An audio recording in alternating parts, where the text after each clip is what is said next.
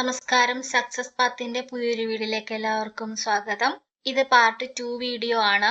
First part കാണാത്തവർ അതൊന്ന് പോയി ചെക്ക് ചെയ്തിട്ട് സെക്കൻഡ് പാർട്ടിലോട്ട് വരിക. ക്വസ്റ്റ്യനിലേക്ക് കടക്കുന്നതിന് മുന്നേ ഇന്ന് LDC എക്സാം എഴുതുന്ന എല്ലാവർക്കും ഓൾ ദി ബെസ്റ്റ്. അതുപോലെ എക്സാമിന് പോകുന്നതിന് മുന്നേ പഠിച്ചതെല്ലാം ഒന്ന് റിവൈസ് ചെയ്യുക. നമ്മുടെ ഷോർട്സ് വീഡിയോസ് എല്ലാം ഒന്ന് നോക്കി പോകാൻ പറ്റുമെങ്കിൽ അത് വളരെ നല്ലതായിരിക്കും. ഈ വീഡിയോയുടെ ഫസ്റ്റ് പാർട്ടിൽ പറഞ്ഞിട്ടുള്ള കാര്യങ്ങൾ കൂടി ഒന്ന് ശ്രദ്ധിക്കുക. ഇതിൽ പറഞ്ഞ് ഞാൻ വീഡിയോ ലെങ്ത് കൂട്ടുന്നില്ല. ക്വസ്റ്റ്യനിലേക്ക് കടക്കാം. കേരളത്തിന്റെ തെക്ക് വടക്ക് നീളം എത്ര കിലോമീറ്റർ ആണ്? 560 കിലോമീറ്റർ ആണ് കേരളത്തിന്റെ തെക്ക് വടക്ക് നീളം. കേരളത്തിന്റെ തെക്ക് വടക്ക് നീളം 560 കിലോമീറ്റർ ആണ്. ഇവിടെ കൺഫ്യൂസ് വരാം. കേരളത്തിന്റെ തീരദേശ നീളം വ്യത്യാസമുണ്ട്. 590 കിലോമീറ്റർ ആണ് തീരദേശത്തിന്റെ ടോട്ടൽ ലെങ്ത്. കേരളത്തിലെ ഏറ്റവും വലിയ താലൂക്ക് ഏറനാട്. കേരളത്തിലെ ഏറ്റവും വലിയ താലൂക്ക് ഏറനാടാണ്. കേരളത്തിലെ ഏറ്റവും ചെറിയ താലൂക്ക് ഏതാണ്? കുന്നത്തൂർ ആണ്. കുന്നത്തൂർ ആണ് കേരളത്തിലെ ഏറ്റവും ചെറിയ താലൂക്ക്. കേരളത്തിൽ എത്ര താലൂക്കുകളുണ്ട്? 77 താലൂക്കുകളാണുള്ളത്. കേരളത്തിലെ ഏറ്റവും വലിയ ജില്ല ഏതാണ്? ഇടുക്കിയും. കേരളത്തിലെ ഏറ്റവും ചെറിയ ജില്ല ആലപ്പുഴയുമാണ്. ഒന്നും കൂടി പറയാം. കേരളത്തിൽ എത്ര താലൂക്കുകളുണ്ട്? 77 താലൂക്കുകളുണ്ട്. അതിൽ ഏറ്റവും വലിയ താലൂക്ക് ഏതാണ്? ഏറനാടാണ്. ഏറ്റവും ചെറിയ താലൂക്ക് ഏതാണ്? കുന്നത്തൂർ ആണ്. കേരളത്തിലെ ഏറ്റവും വലിയ ജില്ല ഇടുക്കിയും കേരളത്തിലെ ഏറ്റവും ചെറിയ ജില്ല ആലപ്പുഴയുമാണ്. കേരളത്തിലെ ചിറാപുഞ്ചി എന്നറിയപ്പെടുന്ന സ്ഥലം ലക്കിടി. വയനാട്ടിലെ ലക്കിടിയാണ് കേരളത്തിലെ ചിറാപുഞ്ചി എന്നറിയപ്പെടുന്ന സ്ഥലം. കേരളത്തിലെ നെൽകൃഷിക്ക് ഏറ്റവും അനുയോജ്യമായ മണ്ണ് എക്കൽ മണ്ണ്. എക്കൽ മണ്ണാണ് കേരളത്തിലെ നെൽകൃഷിക്ക് ഏറ്റവും അനുയോജ്യമായ മണ്ണ്. എന്നാൽ കേരളത്തിൽ ഏറ്റവും കൂടുതൽ കാണപ്പെടുന്ന മണ്ണിനം ഏതാണ്? ലാറ്ററൈറ്റ് ആണ്. ലാറ്ററൈറ്റ് മണ്ണാണ് കേരളത്തിൽ ഏറ്റവും കൂടുതൽ കാണപ്പെടുന്ന മണ്ണ്. നെയ്യാർ വന്യജീവി സങ്കേതം ഏതു ജില്ലയിലാണ് സ്ഥിതി ചെയ്യുന്നത്? തിരുവനന്തപുരം. തിരുവനന്തപുരത്താണ് നെയ്യാർ വന്യജീവി സങ്കേതം സ്ഥിതി ചെയ്യുന്നത്. കേരളത്തിന്റെ തെക്കേ അറ്റത്ത് സ്ഥിതി ചെയ്യുന്ന വന്യജീവി സങ്കേതമാണ് നെയ്യാർ. 1958 നെയ്യാർ വന്യജീവി സങ്കേതം നിലവിൽ വന്നത്. Agasthyar crocodile rehabilitation and research centre സ്ഥിതി ചെയ്യുന്നത് നെയ്യാർ വന്യജീവി സങ്കേതത്തിലാണ്. കേരളത്തിലെ ഒരേയൊരു ലയൺ സഫാരി പാർക്ക് എവിടെയാണ്? നെയ്യാറിലെ മരക്കുന്നം ദ്വീപിലാണ്. നെയ്യാർ വന്യജീവി സങ്കേതത്തിന്റെ മറ്റൊരു പേരെന്താണ്? Steve Irwin park. കേരളത്തിൽ ഉയരത്തിൽ 2ാം സ്ഥാനത്തുള്ള കൊടുമുടിയായ അഗസ്ത്യാർ കൂടം സ്ഥിതി ചെയ്യുന്നതും നെയ്യാർ വന്യജീവി സങ്കേതത്തിന്റെ ഭാഗമായിട്ടാണ്. കേരളത്തിലെ ഒരേയൊരു ബയോളജിക്കൽ പാർക്കും അഗസ്ത്യാർ കൂടത്തിലാണ് സ്ഥിതി ചെയ്യുന്നത്. നെയ്യാർ നദി ഉത്ഭവിക്കുന്നതും അഗസ്ത്യാർ കൂടത്തിൽ നിന്നാണ്. കേരളത്തിലെ ഏറ്റവും തെക്കേയറ്റത്ത് സ്ഥിതി ചെയ്യുന്ന വന്യജീവി സങ്കേതമാണ് തിരുവനന്തപുരം ജില്ലയിലെ നെയ്യാർ. 1958 നെയ്യാർ വന്യജീവി സങ്കേതം നിലവിൽ വന്നത്. Agasthyar crocodile rehabilitation and research centre സ്ഥിതി ചെയ്യുന്ന വന്യജീവി സംരക്ഷണ കേന്ദ്രമാണിത്.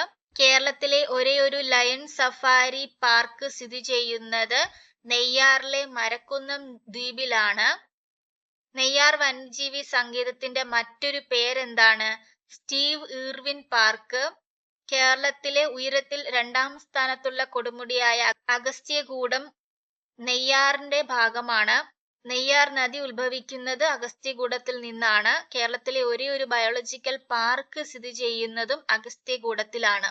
കേരളത്തിലെ ഏറ്റവും വലിയ പരമ്പരാഗത വ്യവസായം കയർ. കയർ വ്യവസായമാണ് കേരളത്തിലെ ഏറ്റവും വലിയ പരമ്പരാഗത വ്യവസായം. കേന്ദ്ര മറൈൻ ഫിഷറീസ് റിസർച്ച് ഇൻസ്റ്റിറ്റ്യൂട്ട് എവിടെ സ്ഥിതി ചെയ്യുന്നു? കൊച്ചി.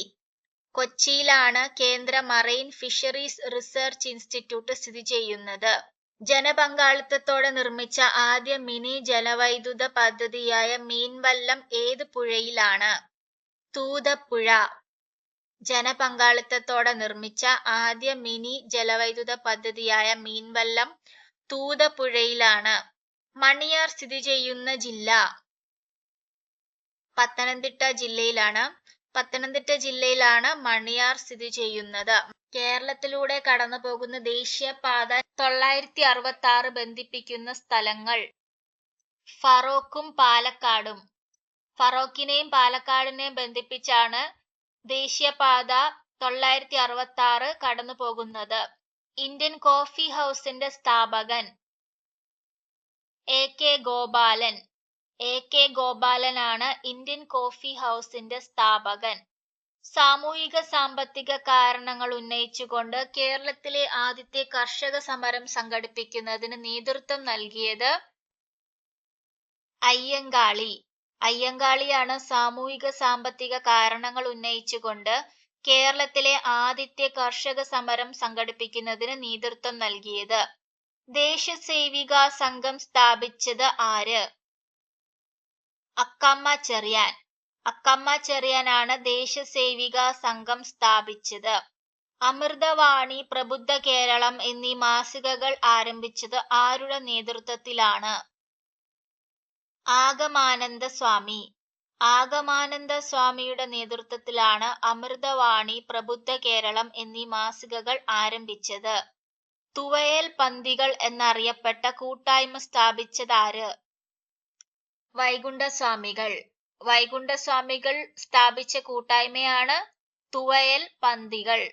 സാരഞ്ജിനി പരിണയം എന്ന സംഗീത നാടകത്തിന്റെ കർത്താവ്? അയ്യത്താൻ ഗോപാലൻ. അയ്യത്താൻ ഗോപാലനാണ് സാരഞ്ജിനി പരിണയം എന്ന സംഗീത നാടകത്തിന്റെ കർത്താവ്. അഞ്ചുതെങ്ങ് കോട്ട സ്ഥിതി ചെയ്യുന്ന ജില്ല ഏതാണ്? തിരുവനന്തപുരം. തിരുവനന്തപുരത്താണ് അഞ്ചുതെങ്ങ് കോട്ട സ്ഥിതി ചെയ്യുന്നത്. പഴശ്ശി കലാപം പ്രമേയമാക്കിയ കേരളവർമ്മ പഴശ്ശിരാജ എന്ന ചിത്രത്തിന്റെ തിരക്കഥ തയ്യാറാക്കിയത് M.T. വാസുദേവൻ നായർ. M.T. വാസുദേവൻ നായരാണ് പഴശ്ശി കലാപം പ്രമേയമാക്കിയ കേരളവർമ്മ പഴശ്ശിരാജ എന്ന ചിത്രത്തിന്റെ തിരക്കഥ തയ്യാറാക്കിയത്. ബ്രിട്ടീഷുകാരുടെ നികുതി വ്യവസ്ഥയെ ചോദ്യം ചെയ്ത കലാപത്തിൽ പങ്കെടുത്ത ഗോത്ര വിഭാഗക്കാർ? കുറിച്യർ, കുറുമ്പർ. ബ്രിട്ടീഷുകാരുടെ നികുതി വ്യവസ്ഥയെ ചോദ്യം ചെയ്ത കലാപത്തിൽ പങ്കെടുത്ത ഗോത്ര വിഭാഗക്കാർ ഏതൊക്കെയാണ്? കുറിച്യറും കുറുമ്പറും. സർക്കാർ ജോലികളിൽ തിരുവിതാംകൂറുകാർക്ക് മതിയായ പ്രാതിനിധ്യം ആവശ്യപ്പെട്ടുകൊണ്ട് നടന്ന സംഭവം? മലയാളി മെമ്മോറിയൽ. മലയാളി മെമ്മോറിയലാണ് സർക്കാർ ജോലികളിൽ തിരുവിതാംകൂറുകാർക്ക് മതിയായ പ്രാതിനിധ്യം ആവശ്യപ്പെട്ടുകൊണ്ട് നടന്ന സംഭവം. മനുഷ്യരുടെ വായിലെ ഉളിപ്പല്ലുകളുടെ എണ്ണം എത്ര? 8. മനുഷ്യരുടെ വായിലെ ഉളിപ്പല്ലുകളുടെ എണ്ണം 8 ആണ്. നമുക്ക് പല്ലുകളെ കുറിച്ച് കുറച്ച് PSCയിൽ ആവർത്തിച്ചു വരുന്ന ക്വസ്റ്റ്യൻസുകൾ നോക്കാം. പൂർണ്ണ ആരോഗ്യവാനായ മനുഷ്യനില് എത്ര പല്ലുകളുണ്ട്? 32 പല്ലുകളുണ്ട്. പല്ലുകളെ കുറിച്ചുള്ള പഠനം അറിയപ്പെടുന്നത് എന്താണ്? ഓഡന്റോളജി എന്നാണ്. കുട്ടികളിലെ പാൽപ്പല്ലുകൾ എത്ര വരും? 20 എണ്ണം വരും. പല്ല് നിർമ്മിച്ചിരിക്കുന്നത് ഡെന്റൽ ഇനാമൽ കൊണ്ടാണ്. ആഹാരം കടിച്ചു മുറിക്കാൻ സഹായിക്കുന്ന പല്ലാണ് ഉളിപ്പല്ല്. ഇതിന്റെ എണ്ണമാണ് 8. ശ്വാസകോശത്തെ പൊതിഞ്ഞിരിക്കുന്ന ഇരട്ട സ്തരം? പ്ലൂറ. ശ്വാസകോശത്തെ പൊതിഞ്ഞിരിക്കുന്ന ഇരട്ട സ്തരമാണ് പ്ലൂറ. ലോക ഹീമോഫീലിയ ദിനം ഏപ്രിൽ 17. ഏപ്രിൽ 17 ആണ് ലോക ഹീമോഫീലിയ ദിനം. സെറിബ്രത്തിന് പിന്നിൽ താഴെ 2 ദളങ്ങളായി കാണപ്പെടുന്ന മസ്തിഷ്ക ഭാഗം? സെറിബെല്ലം. സെറിബ്രത്തിന് പിന്നിൽ താഴെ 2 ദളങ്ങളായി കാണപ്പെടുന്ന മസ്തിഷ്ക ഭാഗമാണ് സെറിബെല്ലം. ഐച്ഛിക ചലനങ്ങളെ നിയന്ത്രിക്കുന്ന മസ്തിഷ്ക ഭാഗം? സെറിബ്രം. സെറിബ്രമാണ് ഐച്ഛിക ചലനങ്ങളെ നിയന്ത്രിക്കുന്ന മസ്തിഷ്ക ഭാഗം. കാൽമുട്ടിലെ അസ്ഥിയുടെ പേര്? പാറ്റല്ല. പാറ്റല്ല എന്നാണ് കാൽമുട്ടിലെ അസ്ഥിയുടെ പേര് അറിയപ്പെടുന്നത്. പാറ്റല്ല. ക്യാരറ്റിൽ ധാരാളമായിട്ടുള്ള ബീറ്റ കരോട്ടിൻ എവിടെ വച്ചിട്ടാണ് വിറ്റാമിൻ A ആയിട്ട് മാറുന്നത്? കരൾ. കരളിൽ വെച്ചിട്ടാണ് ക്യാരറ്റിൽ ധാരാളമായുള്ള ബീറ്റ കരോട്ടിൻ വിറ്റാമിൻ A ആയിട്ട് മാറുന്നത്. അസ്ഥികളുടെയും പല്ലുകളുടെയും ആരോഗ്യകരമായ വളർച്ചയ്ക്ക് അത്യന്താപേക്ഷിതമായ ജീവകം? ജീവകം D. ജീവകം D ആണ് അസ്ഥികളുടെയും പല്ലുകളുടെയും ആരോഗ്യകരമായ വളർച്ചയ്ക്ക് അത്യന്താപേക്ഷിതമായ ജീവകം. സൂര്യപ്രകാശത്തിൽ നിന്ന് ലഭിക്കുന്ന ജീവകം കൂടിയാണ് ജീവകം ഡി. കേരളത്തെ അംഗപരിമിത സൗഹാർദ്ദ സംസ്ഥാനമാക്കുക എന്ന ലക്ഷ്യത്തോടെ ആരംഭിച്ച പദ്ധതി അനുയാത്ര. അനുയാത്ര എന്ന പദ്ധതി എന്താണ്? കേരളത്തെ അംഗപരിമിത സൗഹാർദ്ദ സംസ്ഥാനമാക്കുക എന്ന ലക്ഷ്യത്തോടെ ആരംഭിച്ച പദ്ധതിയാണ്. ഹരിതഗൃഹ വാതകങ്ങൾക്ക് ഉദാഹരണമല്ലാത്തത് നൈട്രജൻ. നൈട്രജൻ ഹരിതഗൃഹ വാതകമല്ല. ഏതൊക്കെയാണ് ഹരിതഗൃഹ വാതകങ്ങൾ? ജലബാഷ്പം, carbon dioxide, methane, nitrous oxide, ozone. ഒന്നും കൂടി പറയാം. ജലബാഷ്പം, carbon dioxide, methane, nitrous oxide, ozone എന്നിവ ഹരിതഗൃഹ വാതകങ്ങളാണ്. ന്യൂക്ലിയസിനെ ചുറ്റിക്കറങ്ങുന്ന കണിക ഇലക്ട്രോൺ. ഇലക്ട്രോൺ ആണ് ന്യൂക്ലിയസിനെ ചുറ്റിക്കറങ്ങുന്ന കണിക. ഇരുമ്പിന്റെ ധാതു ഹേമറ്റൈറ്റ്. ഹേമറ്റൈറ്റ് ആണ് ഇരുമ്പിന്റെ ധാതു. കോൾ ഗ്യാസിൽ ഏറ്റവും കൂടുതലുള്ളത് ഹൈഡ്രജൻ. ഹൈഡ്രജൻ ആണ് കോൾ ഗ്യാസിൽ ഏറ്റവും കൂടുതലുള്ളത്. വാഷിംഗ് സോപ്പിൽ ഉപയോഗിച്ചിരിക്കുന്ന രാസസംയുക്തം സോഡിയം ഹൈഡ്രോക്സൈഡ്. സോഡിയം ഹൈഡ്രോക്സൈഡ് ആണ് വാഷിംഗ് സോപ്പിൽ ഉപയോഗിച്ചിരിക്കുന്ന രാസസംയുക്തം. 16ാമത്തെ ഗ്രൂപ്പിൽ ഏറ്റവും ക്രിയാശീലത കൂടിയ മൂലകം ഓക്സിജൻ. ഓക്സിജൻ ആണ് 16ാമത്തെ ഗ്രൂപ്പിൽ ഏറ്റവും ക്രിയാശീലത കൂടിയ മൂലകം.